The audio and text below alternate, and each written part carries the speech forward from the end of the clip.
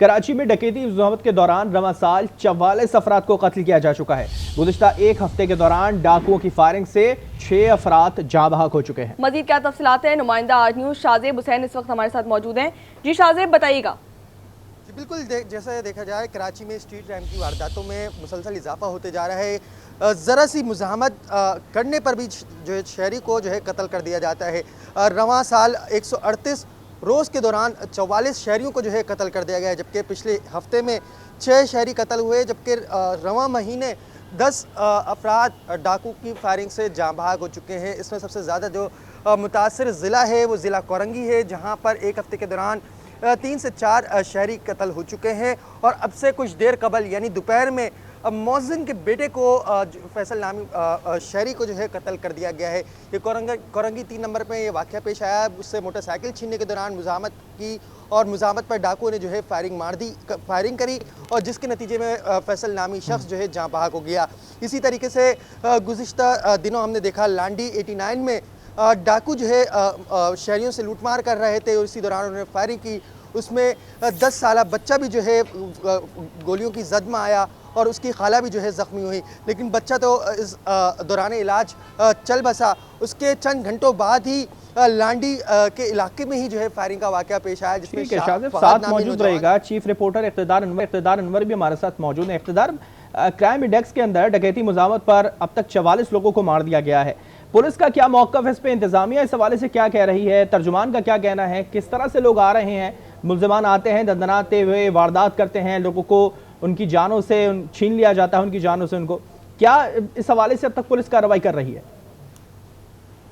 जब आपका पुलिस का देखें वही रिवायती मौक़िफ़ है कि जनाब नफरी बढ़ाई जा रही है, स्नैप चेकिंग की जा रही है, सेफ सिटी पर काम कर रहे हैं। लेकिन हर दफ़ा ये देखा गया है कि चाहे वो रमज़ान हो या फिर कोई और ईद त्यौहार का मौका, तो उसके नज़दीक आते ही शहर में जो स्ट्रीट क्राइम का दिन है वो एकदम बेकाबू हो जाता है। अभी भी हमारा बड़ा मजहबी त्यौहार सामने है, इसके इसी दौरान जो है लोगों की जो मूवमेंट है वो ज़्यादा होती है। बैंकों से पैसे लेके निकलते हैं, दूसरी जगह को पैसे लेके निकलते हैं तो उन्हें रास्ते में घेर लिया जाता है। कोई गुज़िश्ता 2 वाक़यात तो बड़े ही सामने है कि बाकायदा ताक़ुब करके पीछा करके मज़ाहमत पर फायरिंग करते हुए दंदनाते हुए सरेआम जो है वो फायरिंग की। पिछली बार जिस लड़के का मर्डर हुआ था लांडी में, वो तो बेचारा घर के बाहर बैठा हुआ था और उसने देखकर आवाज़ निकाली, खाली तो गोली मार दी। तो पुलिस जो है वो रिवायती अपनी जो तफ्तीश है उसे बरूकार ला रही है, लेकिन देखने में ये आया है कि तफ्तीश की नाकिस की कमजोरी की वजह से जो है वो ये मुल्ज़िमान जल्द से छूट भी जाते हैं। इसी साल ये 44वां केस जो है वो रिपोर्ट हुआ है, बाज़ मकामात पर 45 भी बताए जा रहे हैं। इन 44 में से 2-3 केसेस के अलावा अब तक पुलिस किसी भी केस को डिटेक्ट करने में नाकाम रही है। लेकिन दावे यही है कि सेफ सिटी प्रोजेक्ट बन रहा है, लोगों को गिरफ्तार किया जाता है, उन्हें कोर्ट ऑफ लॉ में पेश किया जाता है, लेकिन कराची की सड़कों पर पुलिस हमें हमला बेबस नजर आती है। ठीक है इक़्तिदार, ये भी बताइएगा कि इन वाक़यात से सबसे ज़्यादा कौन से इलाके मुतासिर हुए हैं, इस बात की आपके पास कोई तफसीलात है?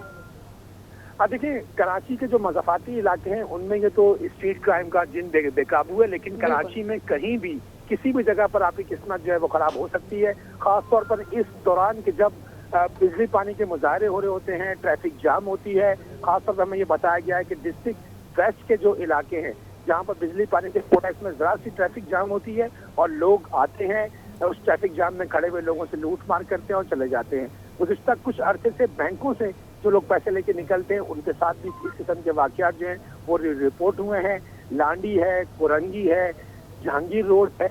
ठीक है, साथ मौजूद रहेगा इक़्तिदार, आपसे इस पर मज़ीद भी बात करेंगे। शाज़ेब, मैं आपकी तरफ आता हूँ। एक तो ये डकैती की वारदातें रोज़ाना की बुनियाद पर मज़ीद बढ़ती जा रही हैं, वजूहात क्या बताई जा रही हैं तर्जुमान पुलिस की जानिब से? दूसरी बात यह है कि जो गैर मकामी खासतौर पर शहर कायद में आते हैं और फिर वापस जाने का उनका कोई चेक एंड बैलेंस नहीं होता है, इस हवाले से क्या रिपोर्ट सामने आई है? तर्जुमान कराची पुलिस की जानिब से ये कहा जाता है कि बेरोज़गारी जो है सबसे बड़ा मसला है।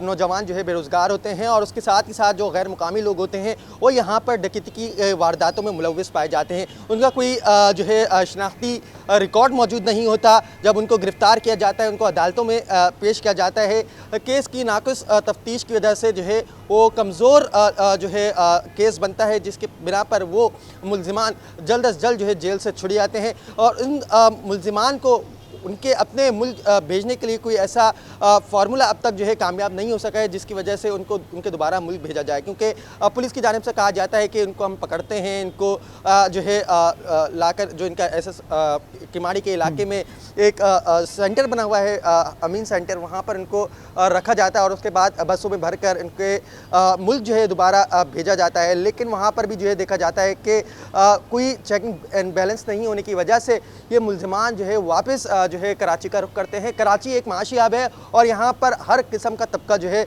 रिहाइश इख्तियार करा हुआ है।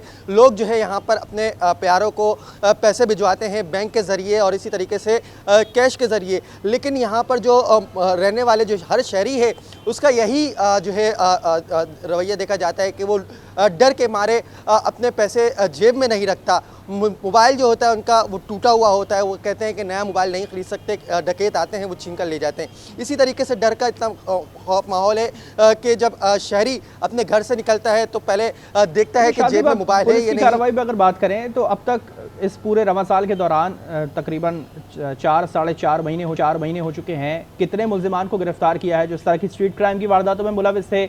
इस तरह उन्होंने जो छीना झपटी के दौरान लोगों को कत्ल कर दिया जाता है फायरिंग करके, कितने मुल्ज़िमान ऐसे हैं जिनको पकड़ा गया, जिनको सज़ाएं हुई हैं? जिब्ल की जानिब से बताया गया है कि कोरंगी के इलाके में एक बुज़ुर्ग शहरी का जो है कत्ल हुआ था डकैती के दौरान।